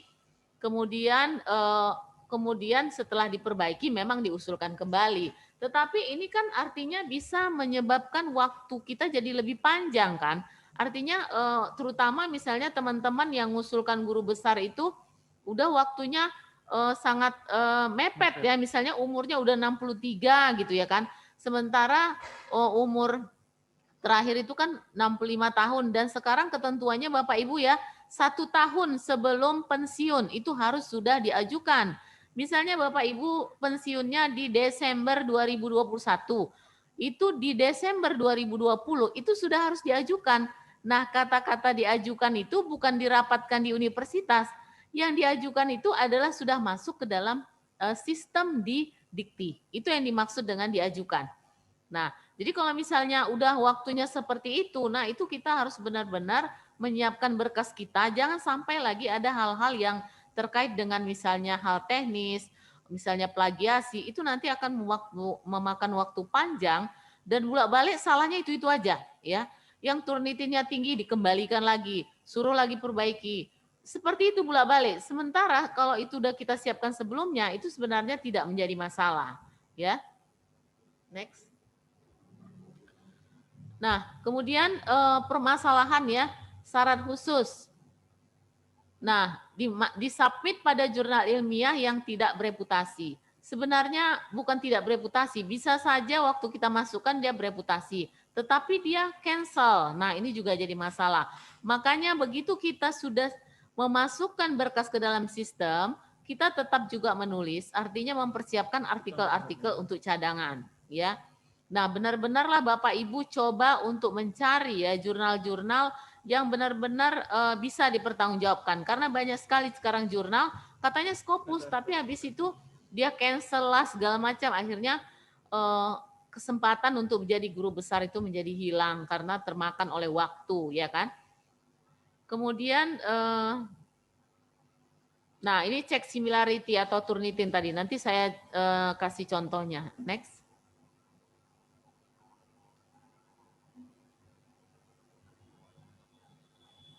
Nah, satu lagi ya Bapak Ibu ya yang penting harus dipersiapkan. Waktu Bapak Ibu mensubmit artikel ya ke suatu jurnal itu harus tetap di emailnya itu jangan sampai hilang ya. Mulai dia dari submit, kemudian korespondensi, komunikasi jurnal itu sampai dia terbit itu sering juga diminta ya. Di dalam sistem itu ada permintaan untuk bukti submit, bukti korespondensi, terutama misalnya kalau artikel yang jurnal bereputasi sebagai syarat kunci. Jadi saya ceritakan di sini pengalaman teman-teman ya seperti Prof. Hasrita ya yang kita dampingi untuk menjadi guru besar. Nah, kemudian Pak Tri Martial. Nah, ini sering ditanyakan juga mana jurnal internasional bereputasinya, mana bukti bahwa itu korespondensi dengan jurnal tersebut. Jadi jangan tiba-tiba jurnal itu terbit, kita tidak bisa menunjukkan kronologis dari jurnal itu mulai dari kita submit sampai diterima oleh editor. Nah, itu sangat penting ya. Jadi jangan sampai hilang emailnya, jangan sampai terhapus ya. Kemudian itu tadi link dari jurnal nggak bisa dibuka ya, sering ini jadi masalah. Linknya salah masukkan ya, salah masukkan A jadi E. Jurnalnya dikatakan ini jurnal abal-abal, padahal sebenarnya waktu masukkan ke sistem itu salah memasukkan link jurnalnya. Nah itu juga ya, jadi huruf per huruf itu juga harus diperhatikan. Kemudian, nah jurnal itu juga harus dilihat ya, makanya saya bilang tadi untuk penilaian terutama guru besar ya, setelah dia lolos ada 2 tim ya penilaian untuk guru besar itu di Dikti ada 2 tahap yaitu tim besar dan tim kecil. Nah di tim besar itu dikaji semua kelengkapan, udah oke semua. Tetapi di tim kecil itu dia timnya itu mengkaji semua ya artikelnya juga sampai dilihat isinya apa, terus bidang ilmunya apa, itu kalau misalnya nggak sesuai walaupun jurnalnya Scopus itu ditolak ya, jadi harus nambah lagi artikel lagi. Nah jadi sekali lagi ya materi ya artikel kita itu harus benar-benarlah sesuai dengan bidang ilmu kita yang ada di dalam surat senat ya, karena di dalam surat senat itu disebutkan diusulkan menjadi guru besar untuk bidang ilmu apa, misalnya bidang ilmu sosiologi. Tahu-tahu kok nanti artikelnya itu lari gitu ya, nggak sosiologi. Nah itu juga menjadi kajian di tim kecil ya. Next. Nah seandainya gini ya, jadi tadi sudah saya sampaikan ya bahwasanya proses untuk kenaikan pangkat ini mulai dari universitas, Dikti ya. Di Dikti itu ada 2 tim besar dan tim kecil. Nah seandainya nanti dari tim besar kita udah lolos ya, kemudian di tim kecil kita tidak lolos, kita bisa audiensi atau meminta klarifikasi ya, meminta banding.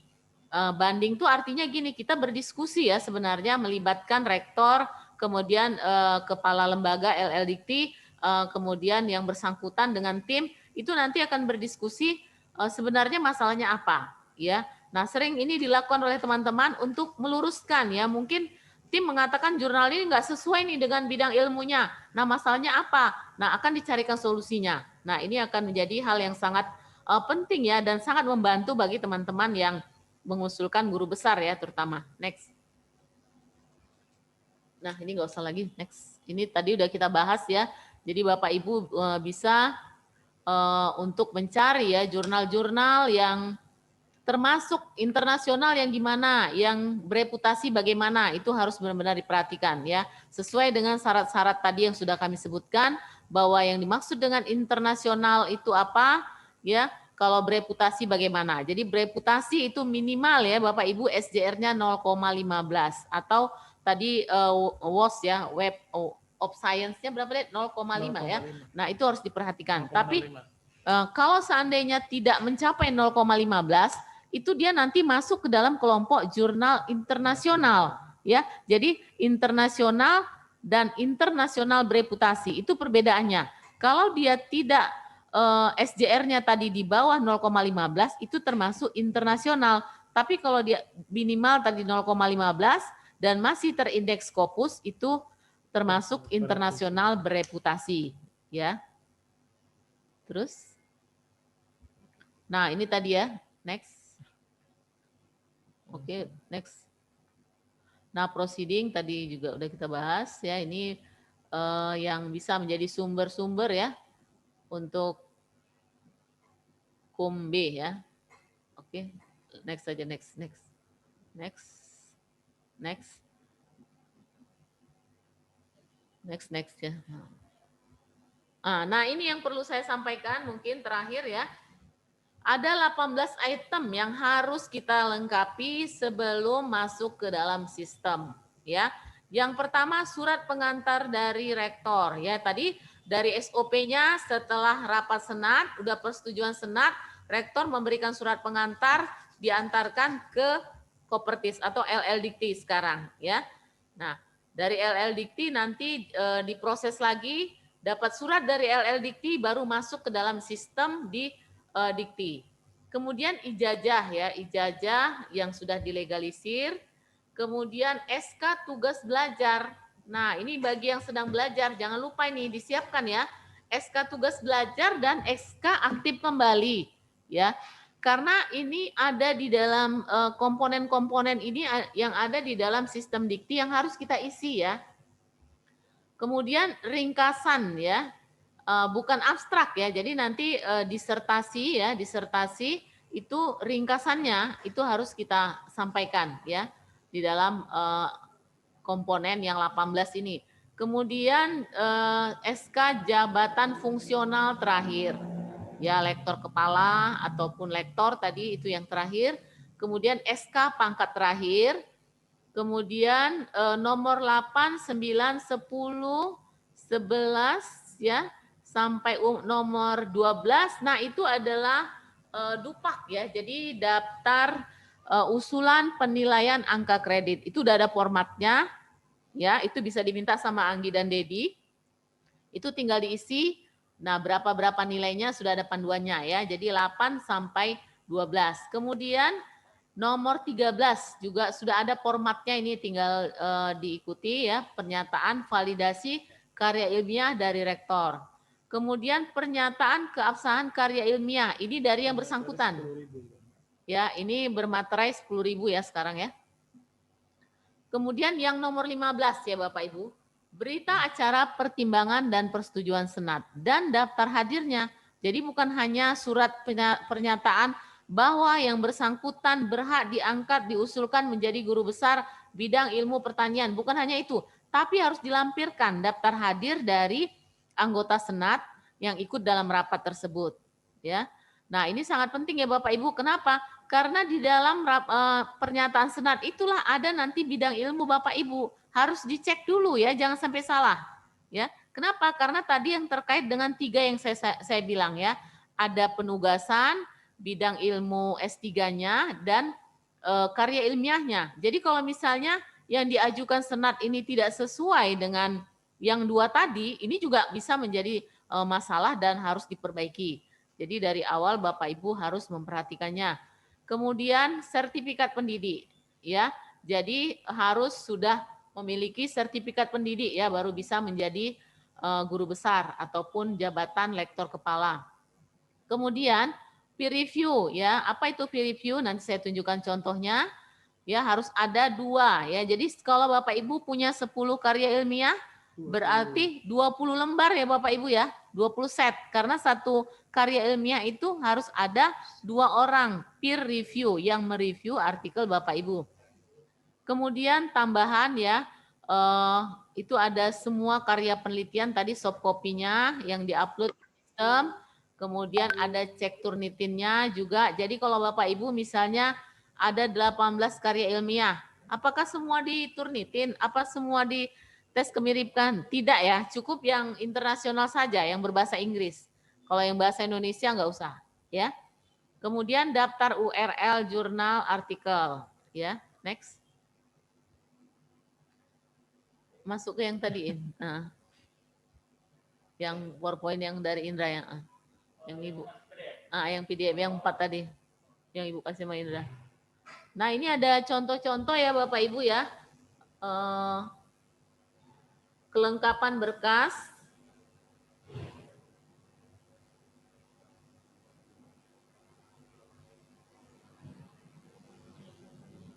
Nah, ini tadi yang disebut dengan cek plagiat atau yang menggunakan Turnitin. Sebenarnya untuk mencek plagiat ini kan banyak cara ya, tapi yang diakui oleh Dikti adalah Turnitin ya, softwarenya harus Turnitin. Ini salah satu contoh. Ini punya teman saya nih, saya contohkan. Coba lihat. Nah, ini kemudian ke bawah ini, ke bawah. Nah dari mulai atas tuh kan ada nampak yang berwarna-berwarna ya Bapak Ibu, ada warna ungu, ada hijau. Nah, itu menunjukkan kemiripan dengan punya orang lain gitu.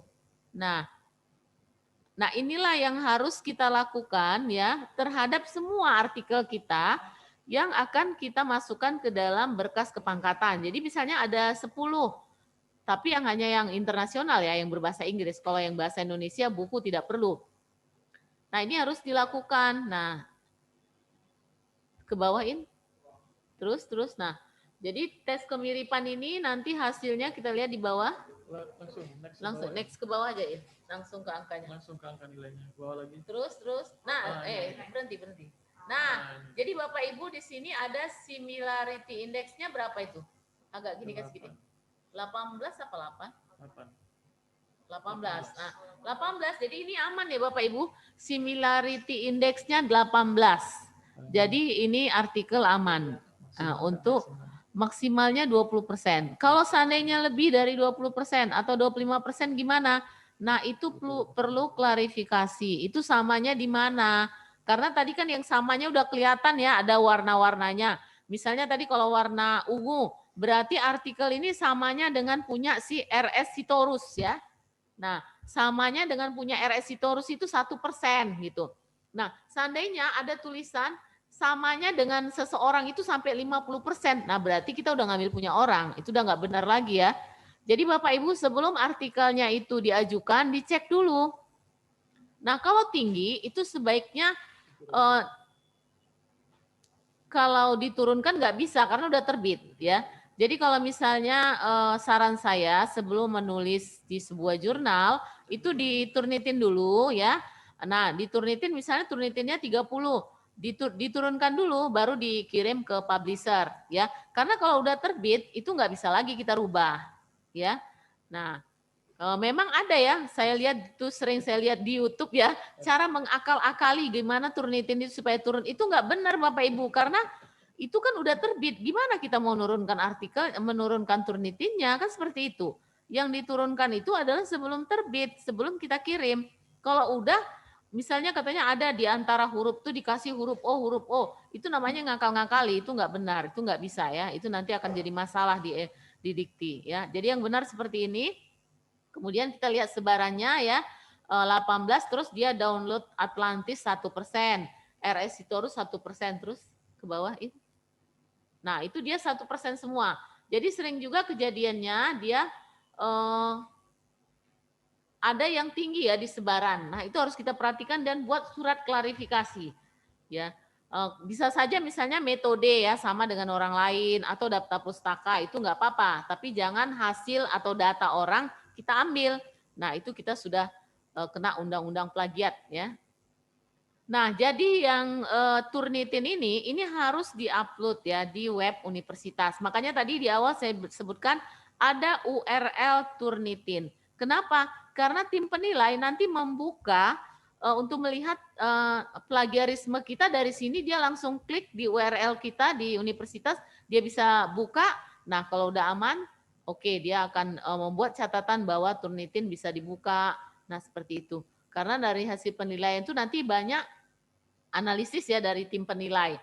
Termasuk ini harus hati-hati ya, jadi jangan terbalik-balik. Misalnya Turnitin untuk artikel A itu dimasukkan ke artikel B gitu. Jadi artikel A didampingi oleh 2 Turnitin B A ya, 2 terus dengan tadi ada peer review-nya. Nah, saya berikan contoh peer review. Ini yang lain. Peer review coba. Peer review. Bukan.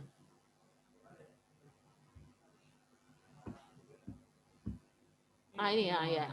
Ini Bapak Ibu ya contoh dari penilaian dari dua orang yang sebidang dengan kita, tapi tentu golongannya lebih tinggi dari kita. Nah, contoh ini misalnya kita tulis ya judul artikelnya apa, data-data ini kita isi, terus kita isi sesuai dengan jurnalnya, kita pilih jurnal bereputasi atau jurnal internasional biasa atau Sinta. Nah, udah kita pilih. Kemudian di sini ada komentar ya Bapak Ibu. Nah, di sini ada komentar misalnya dari tim similarity index-nya berapa? Ya, terindikasi plagiat atau tidak? Linear tidak dengan bidang ilmu Bapak Ibu. Nah, makanya saya katakan tadi yang 3 titik tadi itu sangat penting ya karena terkait dengan analisis artikel Bapak Ibu. Linear enggak apa yang Bapak Ibu tulis itu dengan bidang ilmunya. Kemudian setelah hasil penilaian validasi ada penilaian dari peer review. Ini angka-angka kreditnya ya. Naikkan sedikit ini. Naikkan sedikit. Enggak ke bawah. Nah, ini kelengkapan unsur, ruang lingkup. Nah, ini harus diisi oleh reviewer ya sampai ke komentar ya. Jadi satu halaman ini untuk satu artikel, untuk satu tim reviewer. Jadi berarti kalau satu artikel ada 2 seperti ini ya. Nah, jadi angka-angkanya ini juga Bapak Ibu ya antara satu reviewer dengan reviewer lain itu jangan terlalu jauh. Contoh misalnya gini ya. Untuk satu jurnal terakreditasi ya nilainya maksimum kan 25 ya. Nah, Bapak Ibu oke lah misalnya menulis sendiri ya, misalnya nilai maksimalnya 25. Nah, tim penilai 1 menilai Bapak Ibu cuma 15 misalnya di kolom jumlah nilai akhir ya. Itu diisi oleh tim penilai. Kalau yang nilai maksimum itu adalah nilai maksimum dari jurnal tersebut. Nah, kalau dia misalnya mengasih nilai 15, kemudian reviewer satu lagi itu ngasihnya misalnya 23. Ini ada nilai yang sangat jauh ya. Nah, itu berbahaya Bapak Ibu. Jadi ini juga harus dikomunikasikan ya dengan peer review-nya, yang reviewernya. Nah, si reviewer juga kadang kan malas tuh ya nulis-nulis ini ya, terus terang aja malas ya kan. Yang disuruh nulis kita sendiri misalnya. Nah, hati-hati Bapak Ibu, jangan tulisannya sama antara reviewer 1 dengan reviewer 2. Nah, itu nanti akan ketahuan juga ya. Jadi misalnya kalau Bapak Ibu yang nulis sendiri ya, reviewernya nanti tinggal tanda tangan misalnya. Nah, Bapak Ibu suruhlah satu orang lain menulis, jangan tulisannya sama ya. Pulpennya juga bedakan.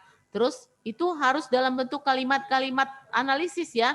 Misalnya kelengkapan dan kesesuaian unsur harus dijelaskan bahwa artikel ini sudah lengkap, memenuhi unsur, metode, ada pembahasan, nah seperti itu. Nah, ke bawah sedikit. Ya, terus. Nah, di sini nanti ada nama reviewer, kemudian harus ada institusinya, ya. Misalnya USU atau UISU, sebaiknya sih dari luar institusi kita, ya. Nah, jadi untuk yang terkait dengan penelitian Bapak Ibu yang Turnitin tadi dan peer review ini sangat urgen ya karena inilah yang akan diupload di sistem. Jadi ada 4 hal tadi, URL jurnalnya, URL artikel, URL peer review dan URL dari Turnitin. Itu harus Bapak Ibu pantau terus karena kesalahan dalam URL tersebut berkas Bapak Ibu tidak akan pernah dinilai oleh tim. Oke. Yang lain tadi yang satu lagi.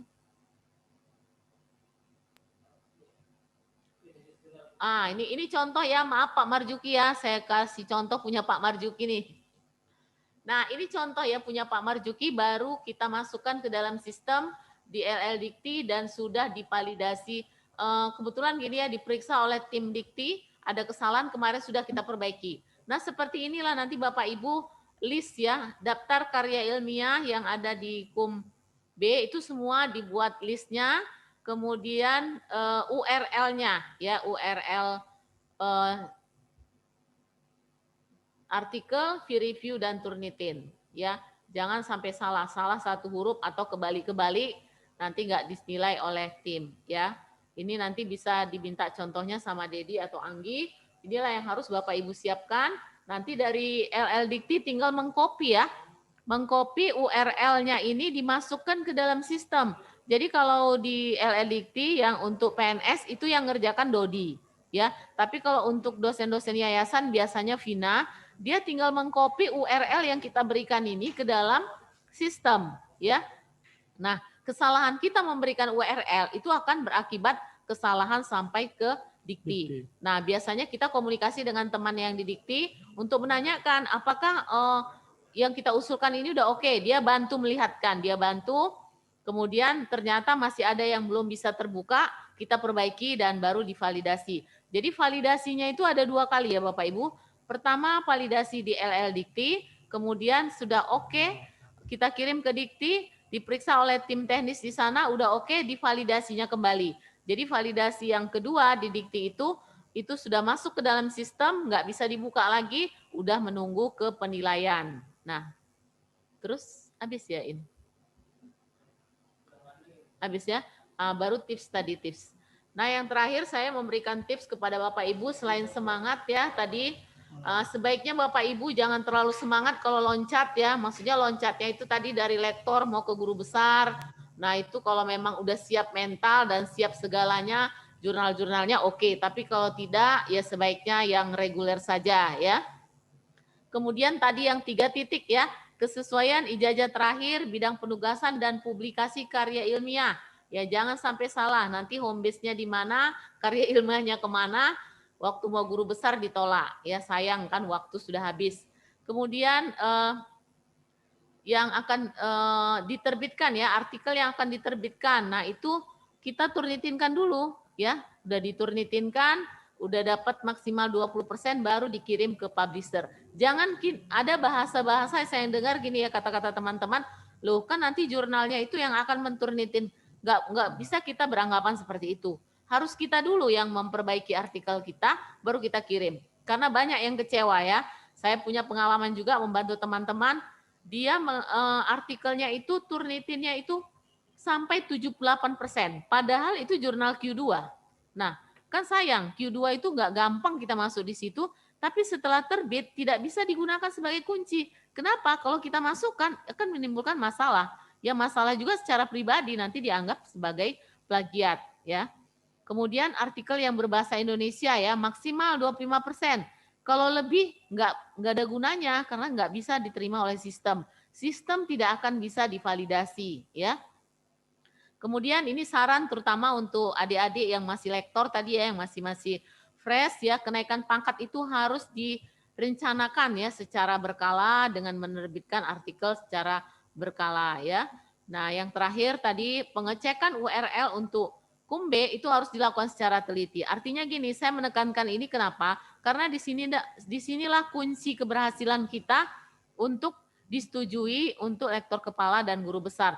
Jadi jangan misalnya kita menyerahkan saja kepada tim. Misalnya udah diserahkan ke Anggi dan Dedi, terus nggak usah lagi kita datang-datang, nggak bisa gitu. Kenapa? Karena mereka juga kan punya keterbatasan. Dia kan nggak tahu.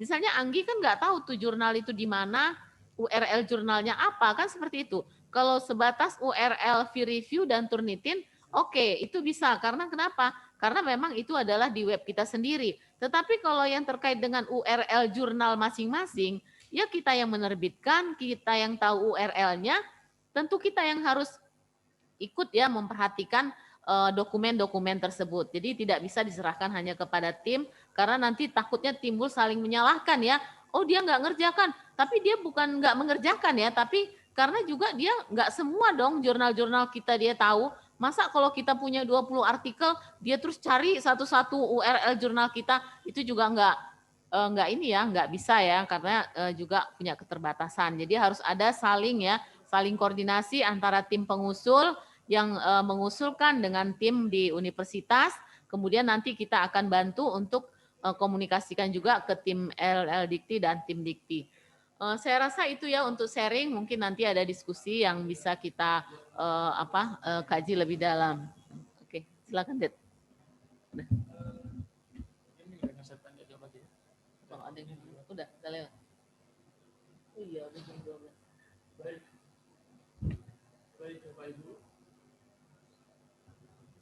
Baik Bapak Ibu, waktunya juga sudah lewat ya, atau gimana? Kita buka sesi.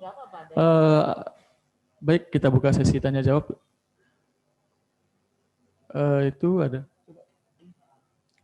Tunjukkan saja jawabannya tadi. Iya. Pertanyaan-pertanyaan itu. Iya. Iya, dari chat tadi. Dari pertanyaannya biar cepat.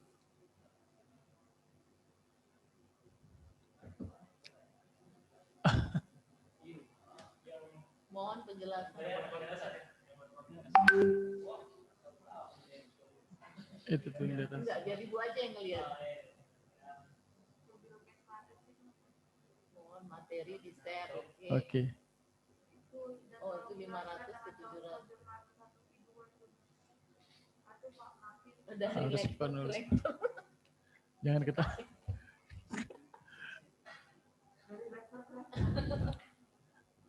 Pak Jenudin itu dari lektor ke rektor, Pak.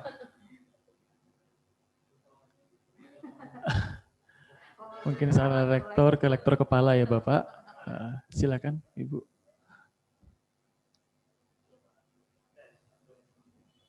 Atau ada yang mau nanya langsung aja dulu. Atau tanya langsung aja, Bapak Ibu. Silakan raise hand. Baik, terima kasih. Assalamualaikum warahmatullahi wabarakatuh. Waalaikumsalam warahmatullahi Dengan wabarakatuh. Mbak Jainuddin Nasution. Iya. Saya mau nanyakan masalah jabatan lompat tadi. Dari lektor ke lektor kepala. Kira-kira yang dibutuhkan, ya. Lektor berapa ya, Pak? Lektor 3C. Lektor 3C ke 4A. Nah, dari 3C ke 4A, apakah syarat yang dibutuhkan harus ada jurnal internasional bereputasi gitu? Dan kita sebagai penulis pertama atau bisa yang penulis kedua? Nah, ini barangkali tadi yang ingin saya tanyakan. Terima kasih Ibu, Prof.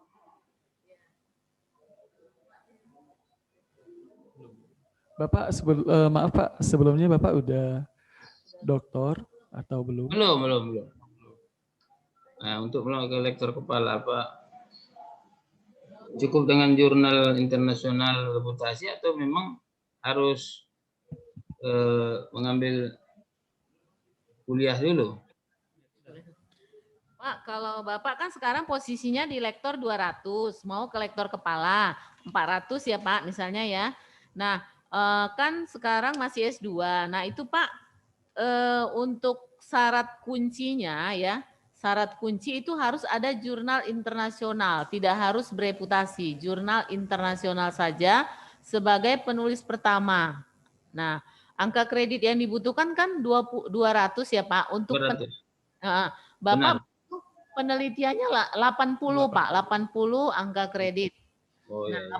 80 itu berarti nanti kalau misalnya Bapak menulis di jurnal internasional biasa itu kan nilainya 20-20 ya, kalau 2-40, bisa ditambah buku ataupun jurnal nasional, atau Bapak ada menulis di koran, itu bisa. Tapi minimal satu kuncinya, minimal ya Pak, satu jurnal internasional biasa, gitu aja Pak. Ya. Oh, biasa ya. Tidak harus bereputasi Bu. Enggak harus, tapi kalau ada ya lebih bagus, tapi untuk syaratnya enggak. Tapi kalau lektor ke lektor kepala 400 itu enggak loncat namanya Pak. Oh iya sih. Tapi kan lompat di enggak melalui 3D maksudnya.